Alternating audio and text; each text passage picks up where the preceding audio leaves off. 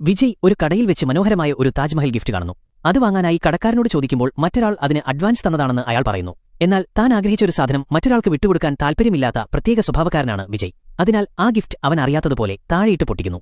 ശേഷം അതിന്റെ ഇരട്ടിക്കാശ് കടക്കാരന് നൽകി അവൻ അവിടെ നിന്നും പോകുന്നു. അങ്ങനെയിരിക്കെ ഒരു ദിവസം ഹോട്ടലിൽ ഇരുന്ന് ഭക്ഷണം കഴിക്കുമ്പോൾ പുറത്തു നിൽക്കുന്ന മായ എന്ന പെൺകുട്ടിയെ വിജയ് കാണുന്നു. കണ്ട നിമിഷം തന്നെ അവൻ അവളെ ഇഷ്ടപ്പെടുന്നു.